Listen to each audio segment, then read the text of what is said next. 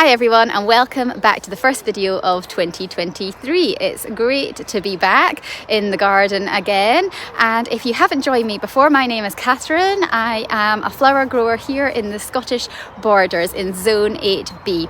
So we have fairly moderate temperatures and a mild climate.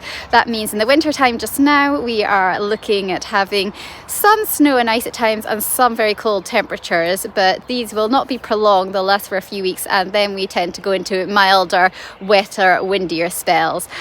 Springtime, they can be quite unpredictable some years. We can occasionally get a nice warm spring, nice and warm and dry, but more often than not, springtime can be snowy and rainy and cold with still some frost on the ground. Summer times, again, fairly unpredictable. We get the odd, really nice, warm, hot summer where we might be in the 20s in terms of temperature, but those are quite rare and they only come along every few years. More often than not, it is temperatures in the late teens, and we can have some wet days and we can have some cloudy days and things, not always sunny and dry. Autumn can start at varying times, usually October, but here in Scotland we can still get frost in September time, so we can have an early start to the autumn, or sometimes we don't get that first frost until November, so it is really quite unpredictable and variable. And winter for us can set in December. Usually we get the worst of the winter weather after Christmas, but this year we got a really prolonged spell of freezing cold weather conditions with snow and ice before Christmas. So we were having minus 15 overnight, and we were having temperatures not getting above minus 6 to 8 degrees Celsius in the daytime, and that happened for a couple of weeks in December. So although the snowfall wasn't huge in terms of several inches of it, it was more a covering really. The actual temperatures were the problem, which was this minus 15 degrees overnight coming from nowhere. It came off the back of a very, very mild autumn, so the plants are really shocked in the garden, and the greenhouse just froze solid. So I had managed to get horticultural fleece over the top of the seedlings when it was just minus 1 or 2 in the first day of the freezing spell, but then of course the temperature really dropped, and then the whole greenhouse froze solid and I couldn't get in for a couple of weeks. So today we are going to go back and we are going to have a look at what happened next after the big freeze. So we had that couple of weeks in December of very prolonged cold temperatures. I don't think it's been as bad as that for about 10 years. And then we are going to see what happened in that thaw. What happened to the plants? When I was able to get back in that greenhouse, when it unfroze, what did I see when I got there? And what has happened to some of the plants in the garden as well? Are we starting from scratch again now? Did I lose everything? Am I going to have to start regrowing now in January and I lose that head start on my flowers this season? Or were things okay? Let's go and have a look. We're going to go back now to December. Hi everyone, it's Monday the 19th of December, and as you can see behind me, it has all gone green again. All that beautiful snow has disappeared now. We've suddenly had a huge rise in temperatures, so from going from minus 15 overnight last week and minus 8 degrees Celsius in the day, we have now gone to 11 degrees Celsius this morning, and we've had some rain and it's all washed away that beautiful snow. So now we're back in the greenhouse again. We've lifted the horticultural fleece off of these plants to see have they survived that minus 15 temperatures overnight that we had for a couple of weeks where it was really cold.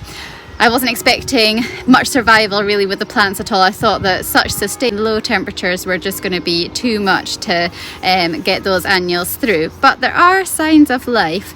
I think it's too early to tell yet. My plan for today is that because it's so warm, it's 11 degrees, it's had a couple of days of thawing now to let the soil defrost in those pots. I'm going to water today.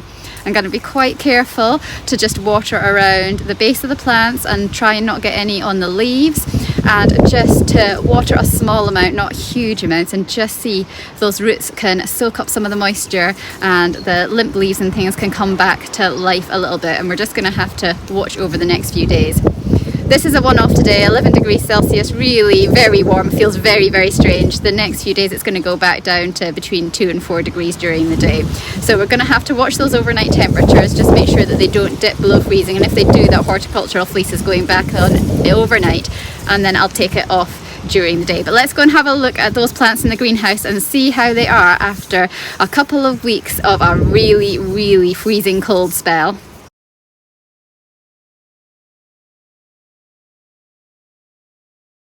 So very sadly, this is what we are left after a couple of weeks of freezing. The Ranunculus, I think we have probably lost. So it's pretty soul destroying when you come in and you look and see what the plants are looking like now compared to just a couple of weeks ago when they were looking so healthy and doing so well.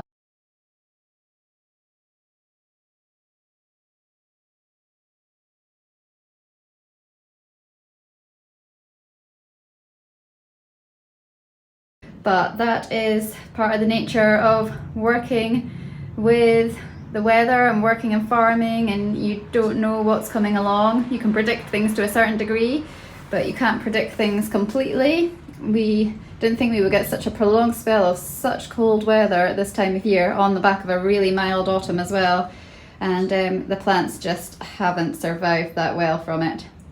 And the problem as well was that the greenhouse freezing down so completely that you couldn't get in it. You couldn't take any of the plants inside the house. Just had to hope for the best and leave them to it. Luckily we had got that fleece on, which helped a bit before the greenhouse froze solid. Ranunculus unfortunately are looking very worse for wear. We'll see whether they bounce back or not. Let them have time to thaw. And when the weather is slightly warmer, we'll give them a water. Not on the leaves, just around the base of the plant so the roots can get some water, and see how they do. Alstroemeria, they are not looking great at all. We'll have to see whether we've totally lost them or whether the roots underneath in the soil are okay enough that they will come back with new shoots in the springtime. So amazingly, after a couple of weeks of these really, really cold temperatures, down to -15 overnight and -8 degrees Celsius in the day, the sweet peas look like they have come through. Hopefully, they're not looking too bad at the moment, which is fantastic. Nigella is looking okay there.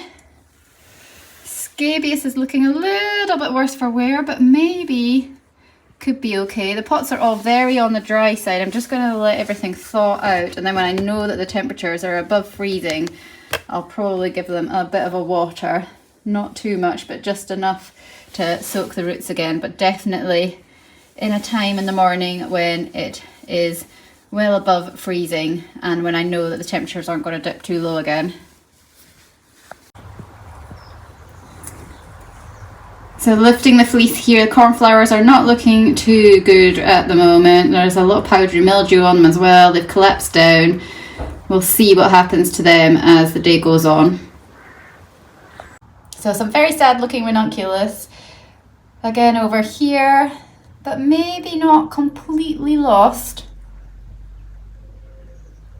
So we'll just keep an eye on them as they start to thaw out.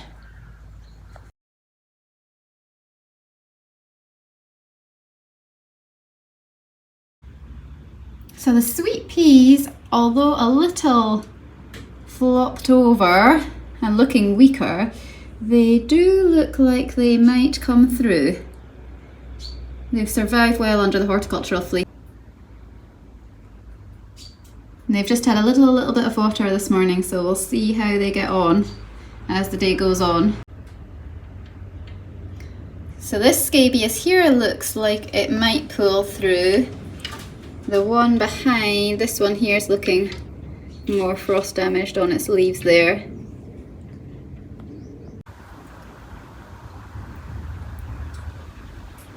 Cornflowers again looking not too bad here. The Cerinthe looks like it possibly might make it through. Some of the cornflowers as well are still looking okay.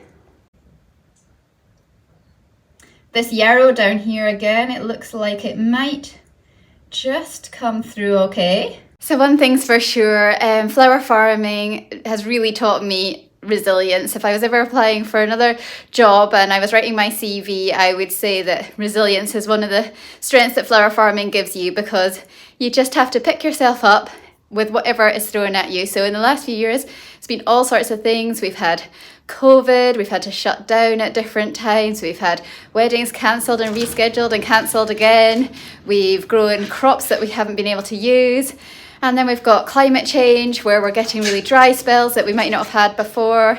We've had sudden really freezing cold spells that we weren't expecting, and plants have died, and you just have to pick yourself back up again and you start over. So we can salvage what we can from what has happened in the last couple of weeks, and we can see what we can rescue, and then we can sit down after Christmas and we can replan the year ahead. Do we need to restart growing a lot more things in late winter this year? It might mean that the schedule is not back by a few weeks. It might mean that we don't get flowers until later, but we're just going to have to go with that and make a plan going forward. So new year, we're going to have a look at what is happening and make some plans for the year ahead, and hopefully they're going to be really exciting, and we are going to grow some absolutely beautiful flowers, because no matter what the weather does, we know that some flowers will do fantastically well for us, others might not do so well, but that is flower farming. And although these bits of the job are really hard, because it's so hard to look at your plants in this state when you've nurtured them so well for so long, it's also an absolute joy when you get flowers that are growing really well for you and they're absolutely beautiful, and you can see the joy in your customers' faces, whether that is a florist using something completely new that they wouldn't otherwise have thought of trying because it's a homegrown flower they couldn't get from imports, or whether that is a bride that's got a beautiful bouquet with mixed varieties of locally grown flowers, or whether that's a local customer picking up a jar of flowers from the stall to cheer a friend up maybe that's not feeling well, or to say thank you to someone. I mean, that's what makes it all worthwhile, and that's why we keep going. And these ranunculus, let's keep our fingers crossed that some of them perk up and we can get them back growing again nice and healthy. So let's have a look outside in the flower patches. Snow acts as an insulator, so it's possible that the ranunculus and anemones have been a little bit sheltered because of the snow, and that has reduced the severity of the freezing weather affecting them. Let's go and have a look. Amazingly, I think they've come through okay. I think that the snow has protected them a little bit. The leaves are still looking nice and healthy. So I'm hopeful that this bed of mixed anemones and ranunculus might come through.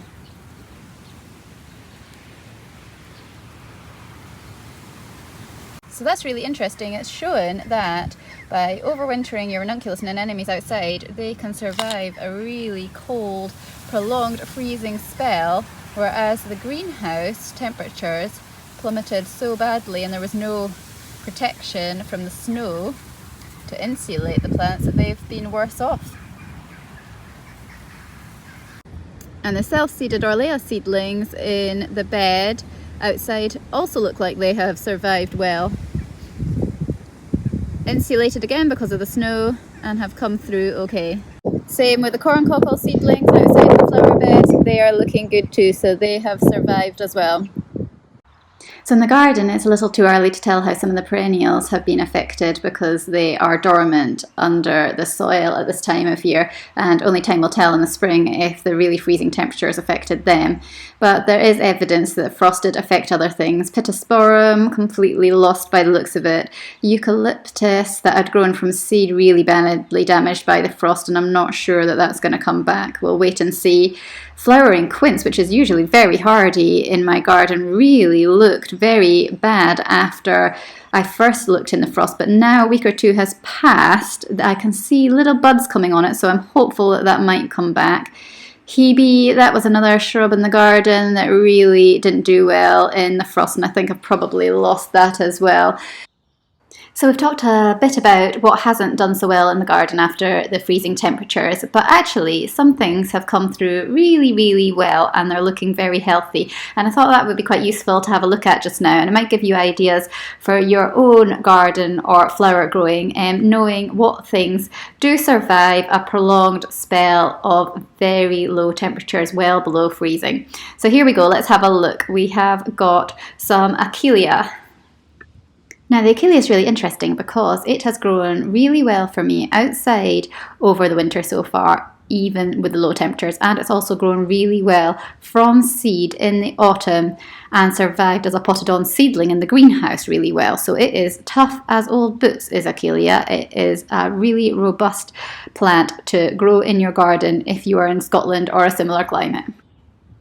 Another plant that is really good at overwintering in the garden is feverfew, really easy to grow from seed. This has survived outside really well and looks like it's thriving just now, so another really good one for zone 8B and any bad winter weather we might have.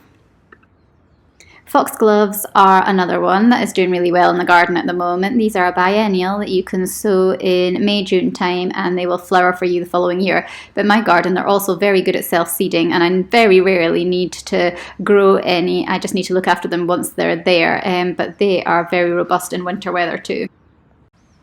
Hesperus is another biennial which has fabulous flowers in May, and this has come through the winter weather very well. It looks slightly tatty in places, some of them, but you know that the growth is coming and that it is still looking like it is a good healthy plant with a good root system on it. The only problem I have with Hesperus at this time of year that I have to be very careful of is that the pigeons don't get it, because they are very good at taking those Hesperus leaves. It seems to be the one plant in the garden that they really favour above all others over the winter time. So I'm going to have to go and net them very soon in the next day or two.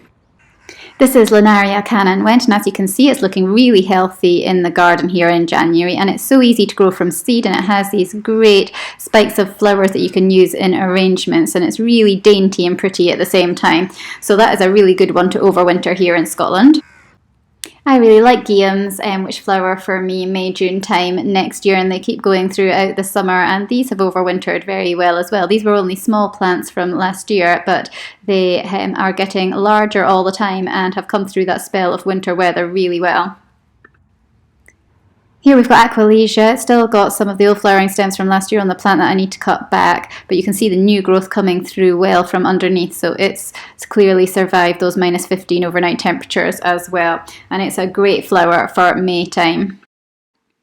Hellebores are one of my favourite ever spring flowering plants, and you can already see the buds coming up here on them, the new flowering stems, and they are fabulous. They're so robust. They've come through that -15-degree spell of weather really well, and hopefully we'll get lots of flowers from them in early spring.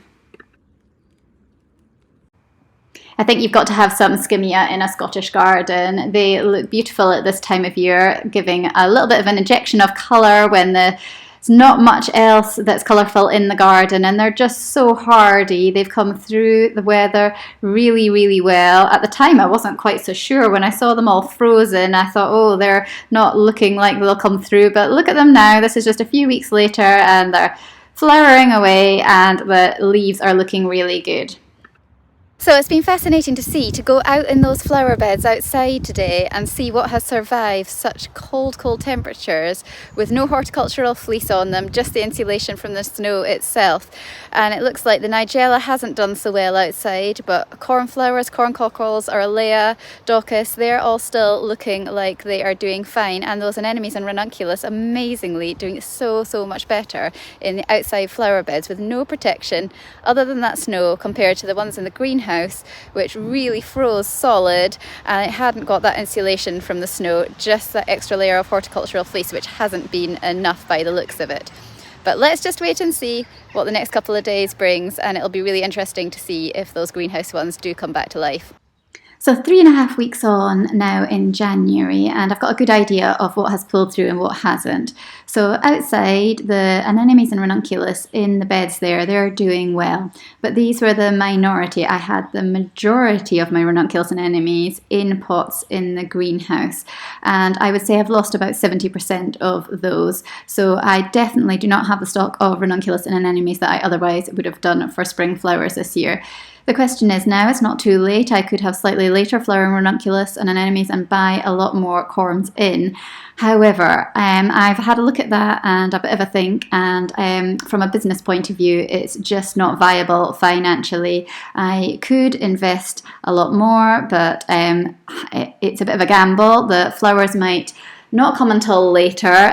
They would be more like June flowering time, and if we did get a hot spell, then the ranunculus wouldn't like that and they wouldn't flower well. So therefore my investment would not have been a good idea. I think this year I am better to just stick with the ranunculus anemones that I have got and just have a few of those flowers available. I'm sure there still will be some lovely ones, and then we can rethink for next year as to whether we reinvest in the corms then. But I think going forward, I definitely think that I am going to autumn plant outside. I am no longer going to try and overwinter ranunculus and anemones indoors, because last year I had problems that they were too wet. I was overwatering and the corms weren't coming through there, and this year it has just been too cold. I've been caught out by a freezing spell. So the best way forward for me, I think, is to pre-sprout them in the early autumn, get them established outside in the garden, and that is where they're going to do best overwintering for me.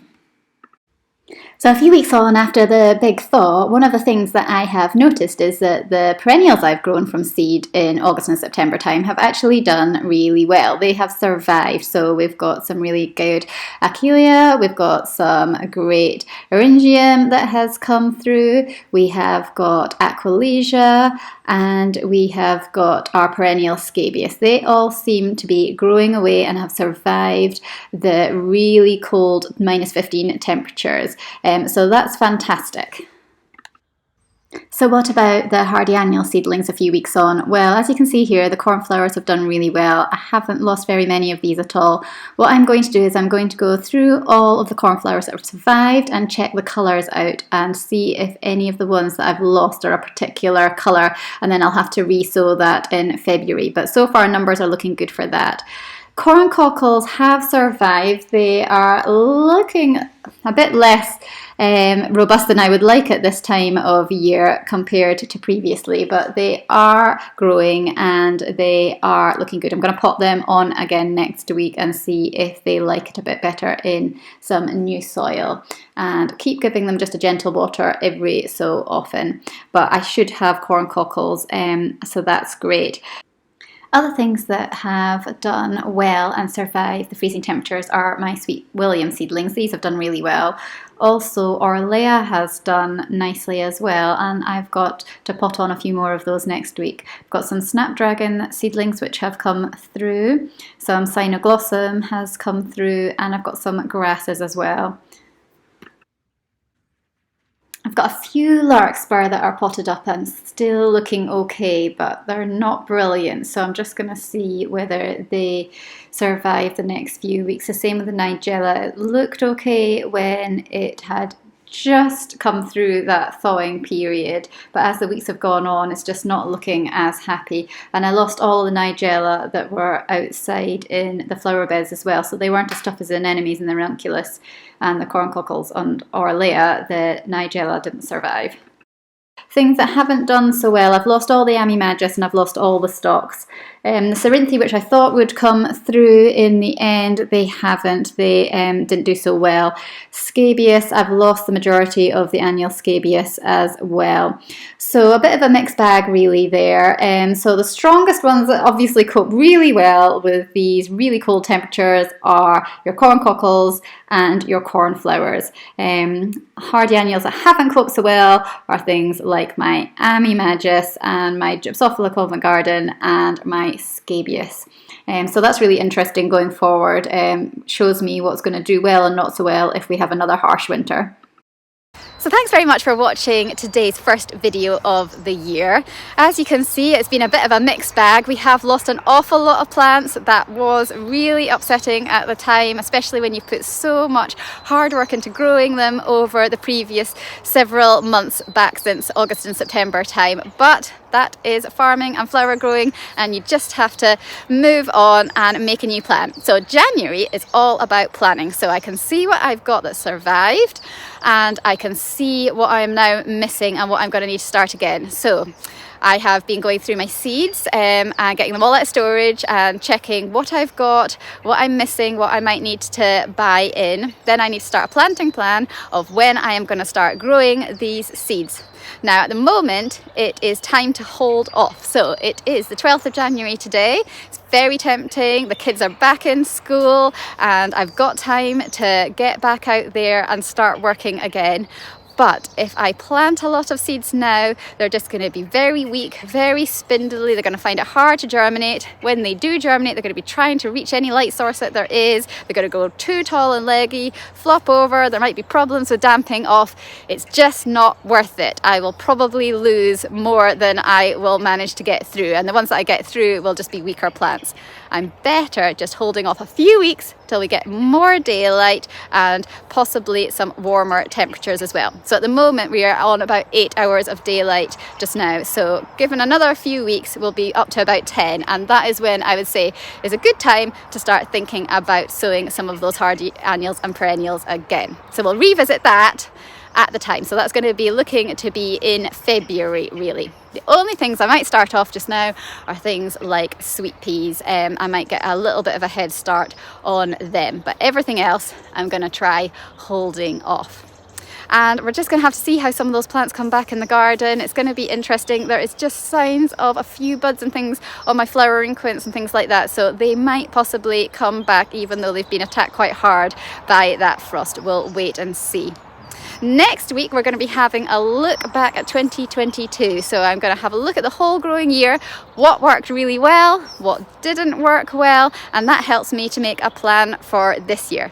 This year, of course, is going to be a little bit different because I'm adjusting the business slightly. So I'm no longer doing these big arranged weddings. Instead, I am going to be growing more from my local florist to use my flowers. And also I am going to be doing more DIY buckets for customers and just local retail bouquets and stall flowers from my driveway. So that's a plan for this year, and we'll use all of the things that we can look back on from last year as a learning point as to what we're going to do going forward. So join me then. I'll be really pleased to show you all my ideas and my successes and failures from last year.